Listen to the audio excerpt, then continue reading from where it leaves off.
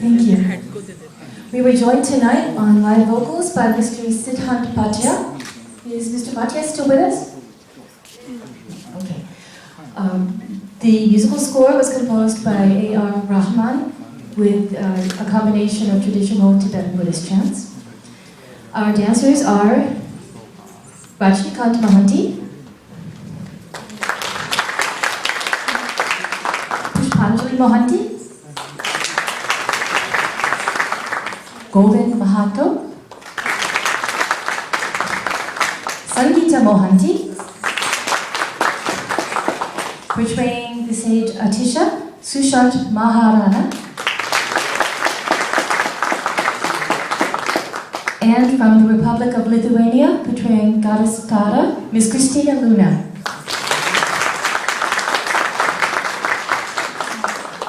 This owned by Miss Chuki Palmo.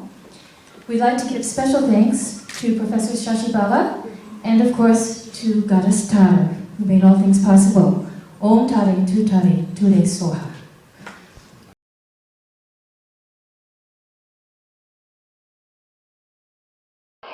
Yes, and now all the Nyingma Lamas are going back for lunch after the chanting ceremony has taken place.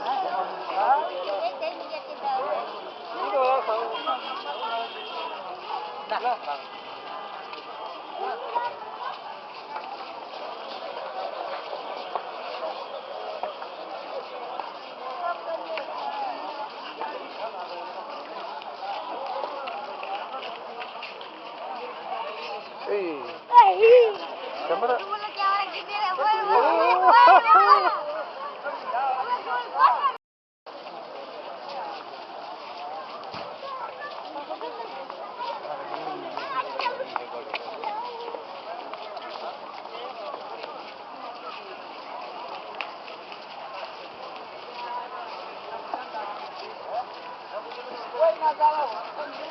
Hey.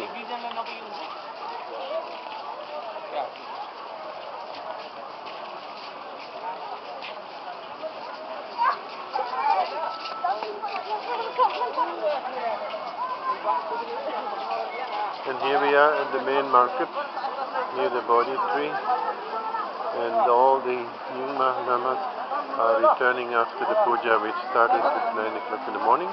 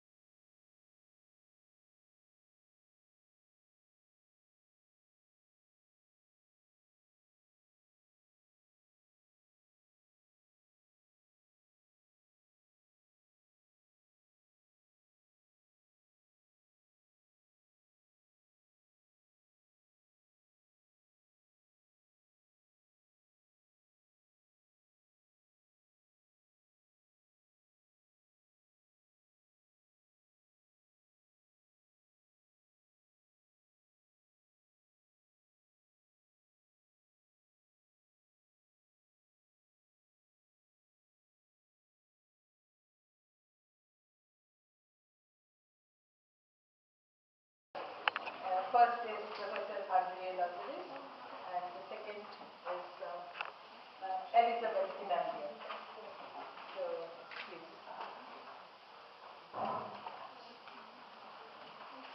Well, it is needless to say how privileged and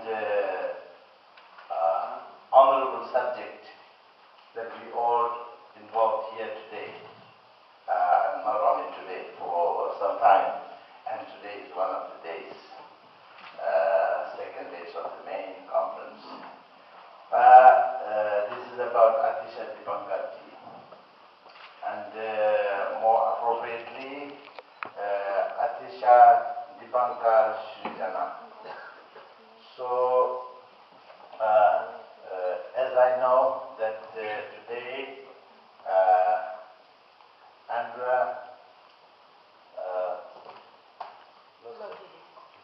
Andra Lozaris and Elizabeth Inandek will be speaking on this very sacred subject. So we request first Andrew Lazarus to start.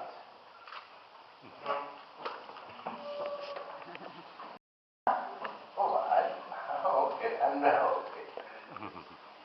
I'm talking on the depiction of Atisa Tibetan art. You find my abstract on page number 69. Now, you have heard this excellent paper, this presentation of Professor Gabriele Jablonski, who has given you wonderful examples of Atisa's depictions from museum collections in the United States and also of this unknown money lacquer of Kadampa origin. So my paper certainly cannot at all tally her expertise.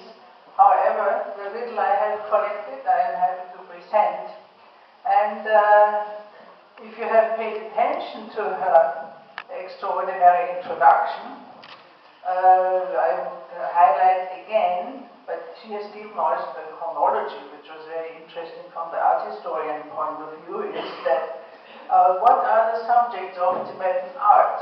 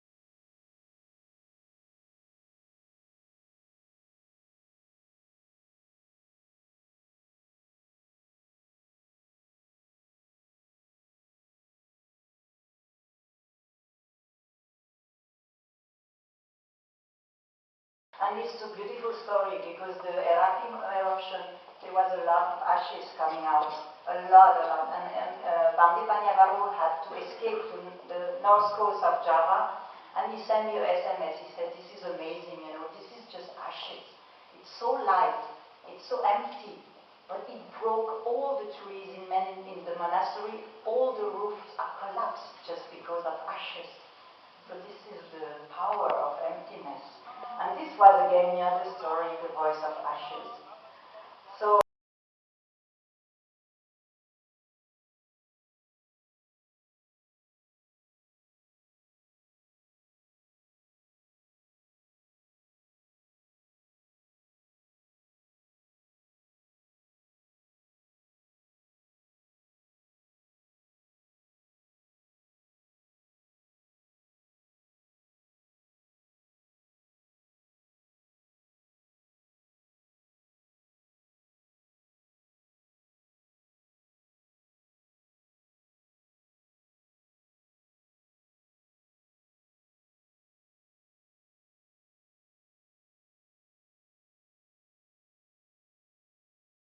Good morning, everybody. We are going to start the first session of the last day of this seminar. First of all, I would like to thank Dr. Shashibala for giving me this opportunity to be among the great scholars from all over the world. It is a great opportunity for me, and I can learn a lot of things from all of you, and I'm looking forward to it. And then as we have just watched the movie about Western Tibet, and that is very much related to our topic, which is Atisa, and so we are already a little bit late, so I would immediately would like to start the session. And first of all, I would like to request the speaker, Dr. Hu Julian from Taiwan, analysis on the various tantric lineages of Atisha based on his biographies. I'm from Taiwan. My name is Yan Huiyun. I'm happy to be here to present. And also, first I have to thank Shashibala and my root lamas and my professor.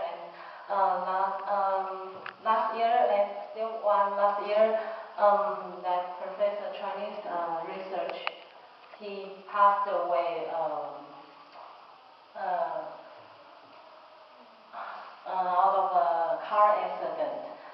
He gave me more thinking ways, so I want to appreciate and hear. Thank you. And my thesis is on analysis of various tantric lineages of Atisha based on his biographies. Here, because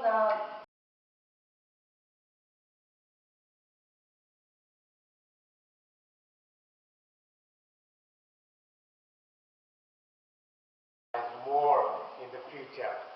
And now I would like to ask all participants if you have any questions to Dr. Fujiyu. Yes, please.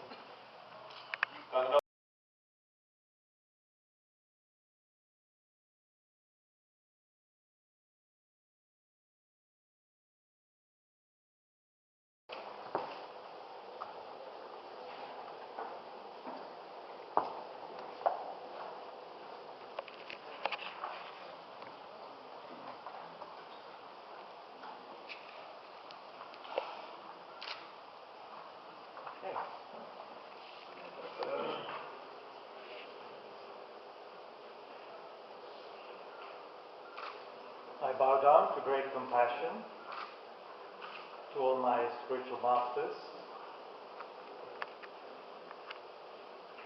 Whenever I meet others, having removed angry behavior, I should be able to speak sincerely and frankly with a smiling face. This is from Jewel Rosary, An Awakening Warrior by Atisha. thought I would start with some words from the great master. I want to thank you all. It's a great honor for me to be able to share something as a modern Indian who had the good fortune to meet this living tradition from Nalanda and Vikramshila, which was kept alive by our Tibetan brothers and sisters beyond the Himalayas, and now given to us in such a rich form by all the great masters today, with whom I've had the privilege to meet and to receive teachings from, and especially an honor to be sitting next to an illustrious being who has been benefiting sentient beings life to life. This is something hard for my mind to comprehend, but I try to understand these mysteries, these deep things. So, how long do I have, Chairman? कितना समय है मेरे लिए? Half an hour? Yes, so I want to divide this into three sections, my friends. First, some introductory words as a modern Indian, looking at the title of our seminar. And I'm especially interested also by cultural renaissance. I'm not sure if that's supposed to refer only to Tibet or to modern India. So I don't know. I will give my version. Then the second part, I will look at my notes, my text. Only the second part, and from my heart, I request you not to look at my paper while the first section is going on. Just listen to me if you can, although I'm very boring, but just pay attention to what I'm saying. My blah is not so interesting in the paper, but we'll look at the paper in the middle section. Third section will be a meditation. Since this is the tradition of mind training, which Atisa has kindly benefacted to us, so let us also be doing some meditation. So I think about 8 minutes it's going. And if the tea starts coming while we're meditating, fantastic. Should be happy, no problem. But do try and also stay on the meditation. That's my only request. Because the tea is of course very enticing, and the Zira biscuits are fantastic. आज पता नहीं क्या खिलाएंगे, Zira biscuits तो यहाँ के गजब में हैं. So whatever it is, don't be too attached to them, and just keep with the meditation. So I've been very inspired by some words of Aurobindo, the great sage of India, Aurobindo. He wrote a book in 1918 called The Ideal of the Karma Yogin. 1918, almost 100 years ago, right? What does he say in that book? And it's directly relevant to what we are doing here today, I believe. 19th century in India, he said, 19th century in India was imitative, self-forgetful, artificial. 19th century की बात हो रहा है, 19th century. It aimed at a successful reproduction of Europe in India.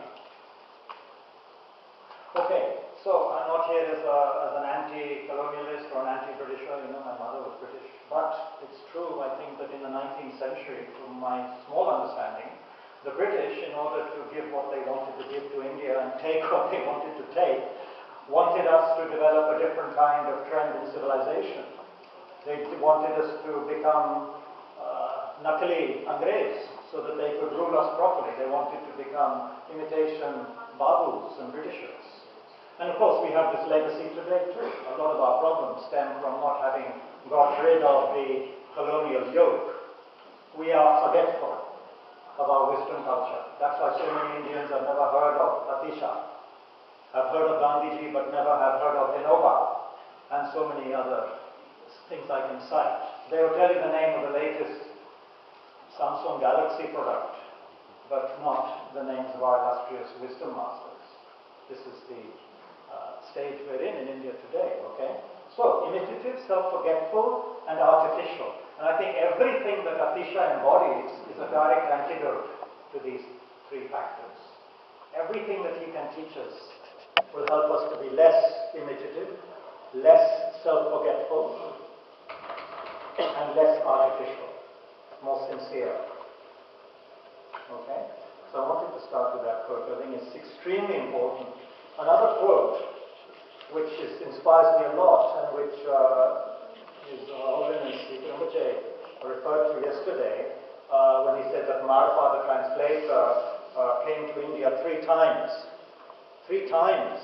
And please read his autobiography, Marfa the Translator. There's a wonderful edition in English at least, being brought out by Shashibala. Please read that book, Marfa the Translator.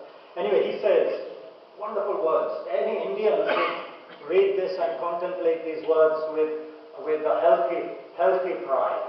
Healthy pride, not an egotistic pride, but an inspired pride. When you hear these words of Marfa, right?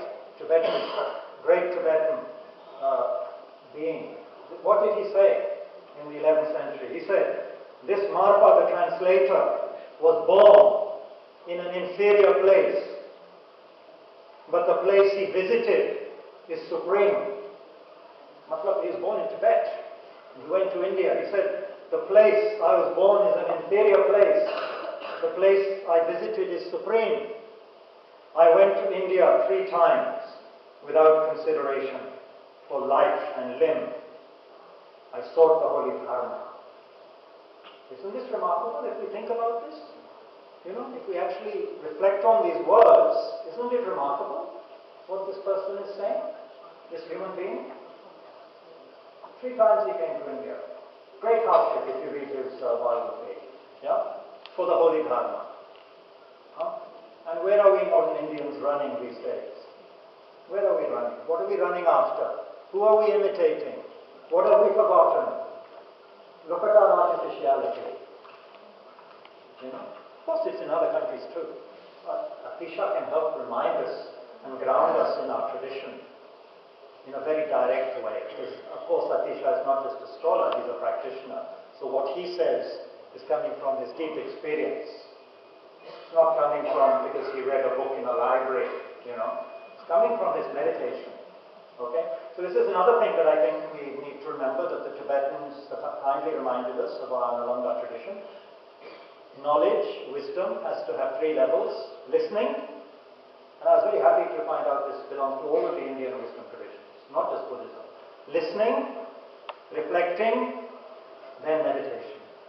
So not just listening, not just hearing my blah blah, not just reading a book, reflecting on it, discussing it with our spiritual friends, then meditating on it. Then the knowledge becomes something deep. We can hear so many words about love, compassion, wisdom, isn't it? Discussed over coffee or something, you know, with music in the background or whatever it is. But then we have to go deeper and then meditate on it, so that our mind becomes soft and compassionate. Does this make sense? Am I communicating? This is. I hope it's clear what I'm saying. I don't want to waste your time. So this is why the first thing in my paper is this quote from Longchenpa, a great Nyingma master, where he says that maybe you collect a lot of important writings, major texts, personal instructions, private notes, whatever. You know, maybe you have a lot of books in your house, like I have. You know, a lot of books. I surround myself with books. He says, if you haven't practiced, books won't help you when you die. Look at the mind. That's my sincere advice. So I do think for myself, and my paper was written, as I have said, in order to help my own mind. I don't know how much I can help anybody else, but I have to tame my own mind, which is like a wild elephant, like a monkey, isn't it? That's my mind. I don't know, your mind may be smooth like a swan on a clear lake, but mine is like a wild elephant, destroying many things in the jungle. Anyway, so this contemplation is as I said, to further the uphill task of subduing my own mind. So these are some of the introductory things I wanted to say, to put Atisa in context. If we Indians, let alone foreigners, of course foreigners, but if we Indians forget Atisa, this is really tragic. This is really tragic for what he embodies. Because all of my Tibetan teachers, they bow down at the feet of Lord Atisa. For them, he is the kind of almost like a founder. There is Guru Shakyamuni Buddha, there is Padmasambhava, Guru Rinpoche, and then it's like Atisa. These three are so important. So if we forget Atisa and its relevance to our modern, busy, forgetful, imitative, artificial times, then I don't think there's much hope left for modern India. We'll just follow the way we are going. With a total lack of sort of sincerity and sort of control which is being shown in many areas of our life. Okay, so now I'm going to, now if you want, you may follow these for a little while, but it's as you like. I'll be quoting from my so-called page.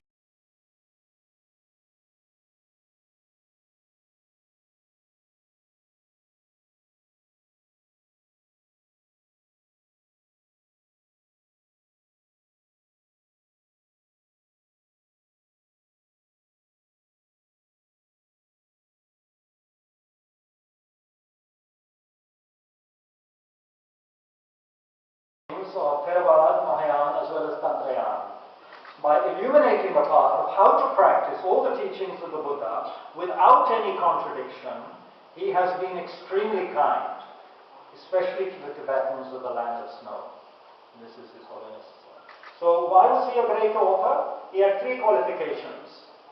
He had three qualifications for being a great author according to the Indian wisdom tradition, according to also the way the modern Tibetan masters give their commentary.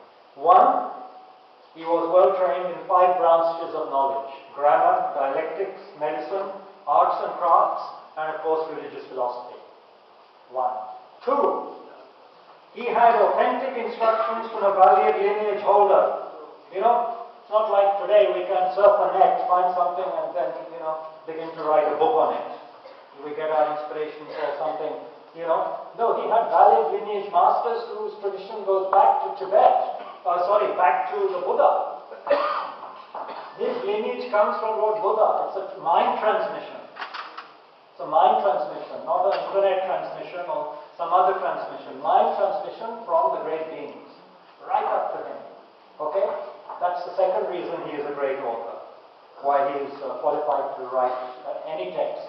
Third, he had permission directly from his meditation deity, his Ishtadevta. Yida. He had, in other words, he had whatever in a vision or dream, he had permission from Avalokiteshvara Tara Jyotidevi. He had permission.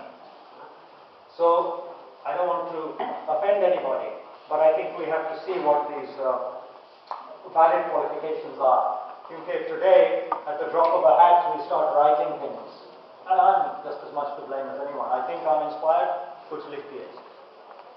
I don't have, valid, I don't have dreams of my deity who gives me permission to write these things. I haven't studied the five branches of knowledge. I have some authentic instructions from lineage holders, but my mind being like a garbage heap, I have not been able to actualize what they have said. So, I don't have 3 qualifications, and I don't know how many people have these 3 qualifications, but Atisa has. That's why we can bow down before him and his works.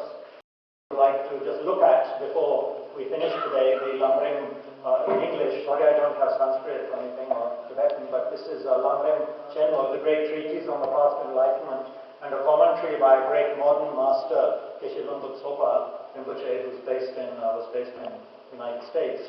These books are very authentic Dharma books coming from the lineage of Atisa. The Lamrim or stages of the path tradition of Atisa, this is that.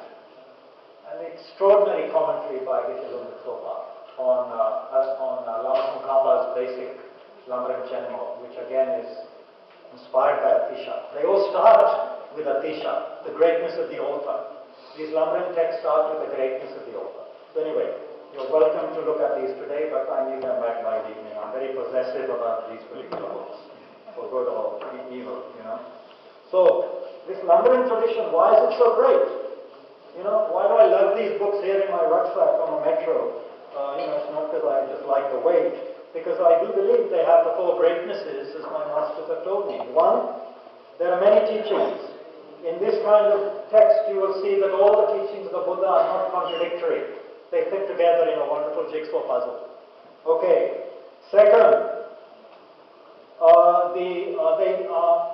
Teachings, if you study them, it is like the Buddha is talking to you personally, giving you personal advice for your daily practice.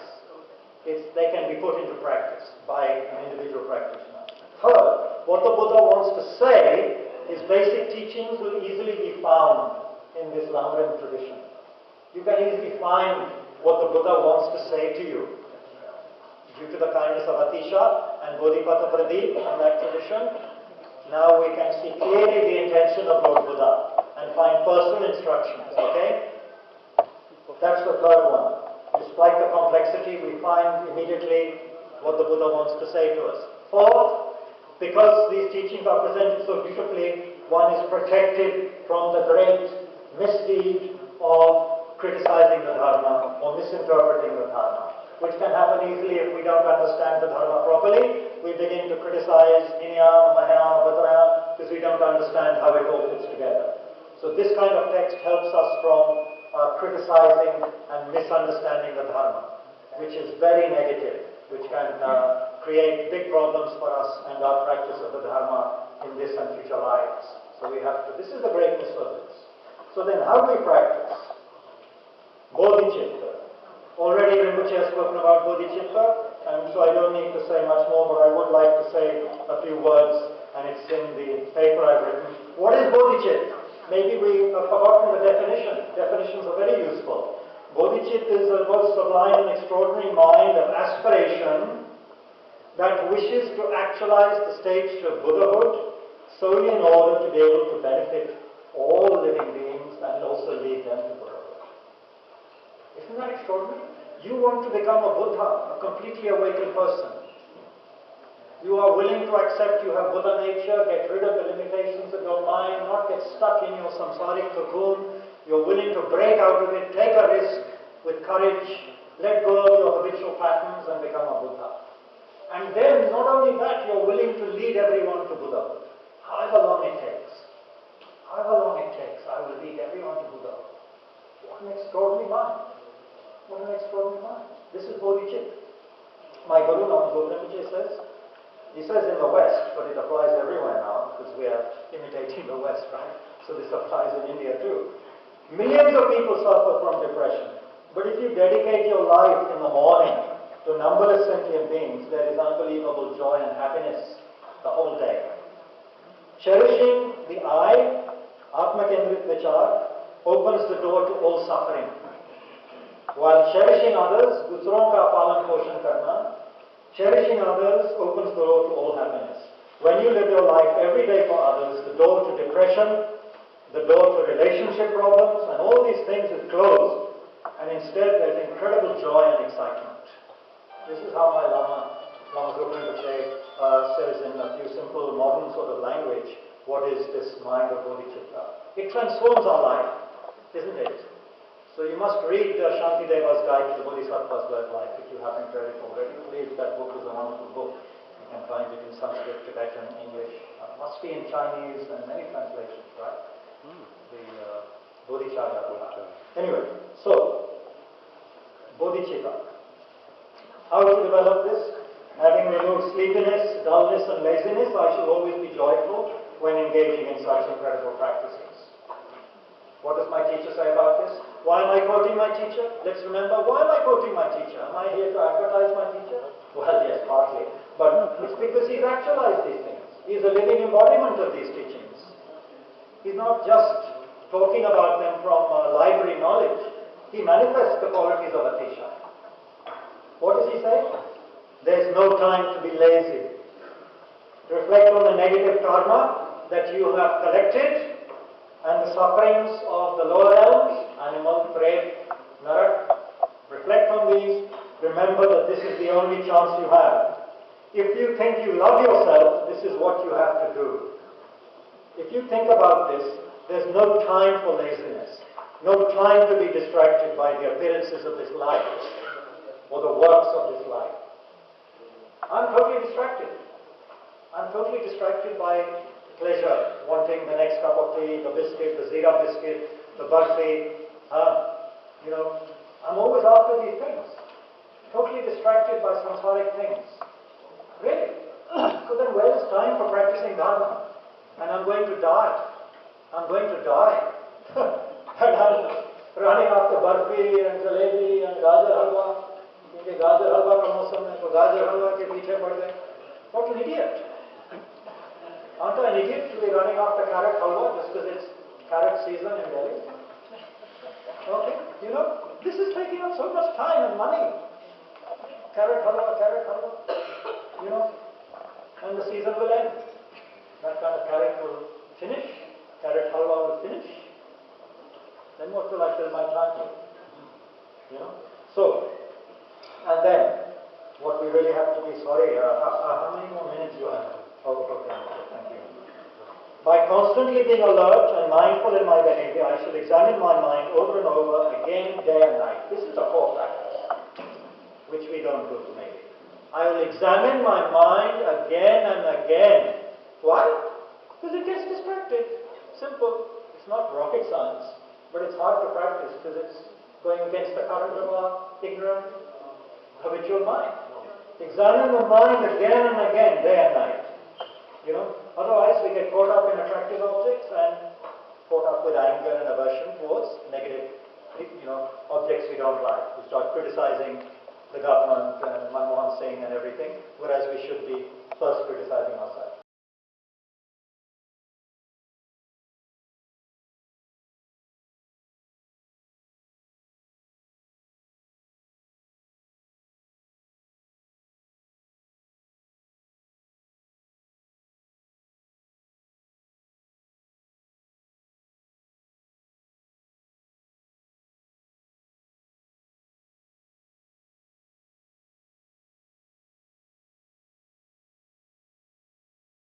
Who said yes, he would greatly help the Doctorian if he went to Tibet, especially with the help of an Upasaka, he would spread the Doctorian there. On the other hand, there would be a threat to his lifespan, which will be reduced from 90 to 70 years. Atisa realized that that was not a significant matter for him. The urgency was how to resolve the problem of Tibetans who were finding their religion at the brink of decay. Atisa then decided to go to Tibet. Atisa and his students traveled via Nepal. There they made a year-long sojourn before proceeding to Tibet. During that stay, Gyasundus, one of the senior Usawa of the students, passed away. With his death, Atisa felt very distressed. He said, now my going to Tibet, it appears will not be of much value.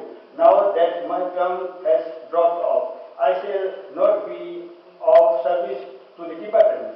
Seeing the problems of Atisa, Napso, the second translator in the Intuit, tried to console the master by offering his services and by saying that there were many accomplished Sanskrit masters in Tibet eager to serve him. For Atisa, there was no other alternative than to depend on Napso as a Tibetan interpreter. Finding Napso a competent translator like Gyasundus, Atisa said to Napso, I shall now learn to speak Tibetan from you. From then, the Atisa and Napso were extremely close. It is said that Napso attended his master continuously for 19 years. Upon arrival at Tholing, Atisa received a royal reception. Lama Changchuk, now the king of Western Tibet, made a special request of Atisa to reform the existing Buddhist system. There existed a disagreement on a major points of Buddhist doctrine between the various scholars in Tibet. For resolving the problem, Atisa composed a treatise that would serve as an antidote for it. Accordingly, during the first 3 years of his stay at Nari, Atisa composed the crucial Bodhipattha Pradipa, which contains 68 verses. This composition gained a widespread response from the followers as it contained the essence of the both Sutra and Tantra. Dipankara evidently felt that most urgent task at the time in Tibet was the task of moral reform.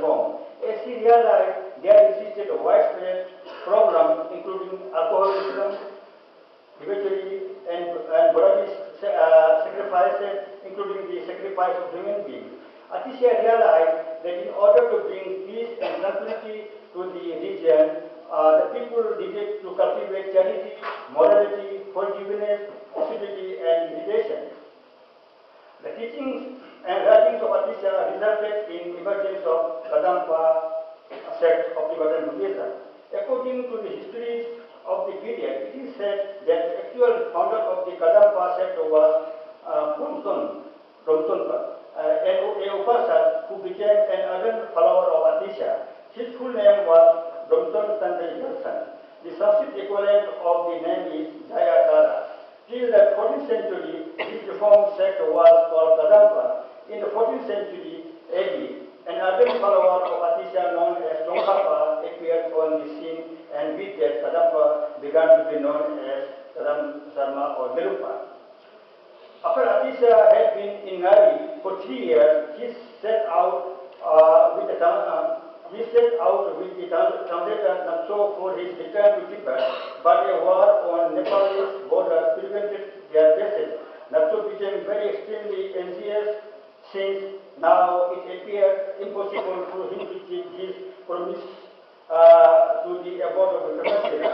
Atisa immediately calmed his fear by saying, "It is useless to worry about a situation that is beyond your control." Greatly relieved, Nakso wrote the above in India, a letter explaining how their good intention had been served. As a partial recompense for his action, Atisa sent with his letter a copy of a lamp of the path to enlightenment. He also requested permission to stay in Tibet for the remainder of his life, and having received this, he then returned to Ngari.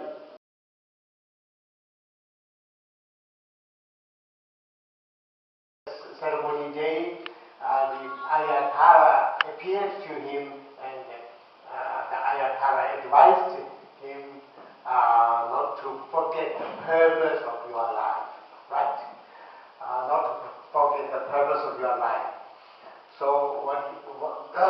so the purpose of his life was to become a monk and to preserve and promote the teaching of Buddha. That was the purpose of his life. So the next day he left, he renounced his kingdom, and he left, and then he was a monk, and then he practiced, and all you might know better than I do, right? So, and then finally he came to Tibet. That was also advised by Ayatara, and then he wrote this textbook, The Land for the Path to Enlightenment. So, in Tibetan Buddhism, the present Tibetan Buddhism is totally based on this book. Without consulting this book, the present Tibetan Buddhism cannot be established. We must know that. You must notice that. Irrespective of different sects, right? We have 4 major sects in Tibetan Buddhism. Nalanda traditional Buddhism, which was developed in Tibet.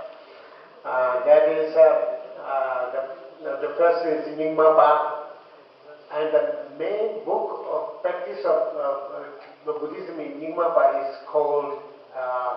There's a book, not so big book.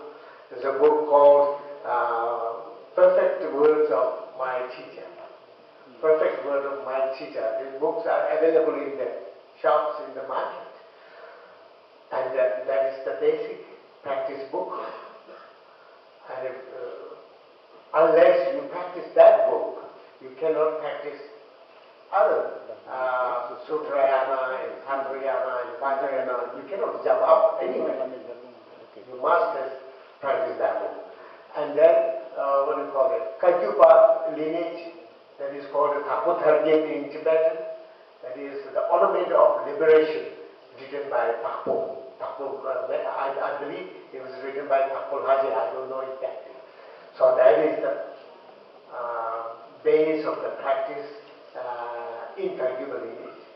And then Sakyapa, that is Lamde, the result of the path, or result and the path. Okay? The consequences and the path. So that is Lamde. So Sakyapa, when you start your practice in Dhamma, you must start with that. And then Gilupa, the new Kadamba, the Gilupa, founded by Tsongkhapa the Great. In 14th century, I believe, Gelongla might know about that. So Tsongkhapa. So Gelongla has got that book, he has shown that book, you remember the Lamrim, great Lamrim temple. So that is stages of the path to enlightenment. This book is called Stages of the Path to Enlightenment. Okay? So that is the basic practice teaching in Gelugpa tradition. So if you want to practice Buddha Dharma, according to Gelugpa tradition, you must go through this book. That is, there is no any other way. That is the main gate to enter. So all these four books that I have just mentioned, the root mother text, the mother text is the lamp for the path to enlightenment, written by Atisa. Okay?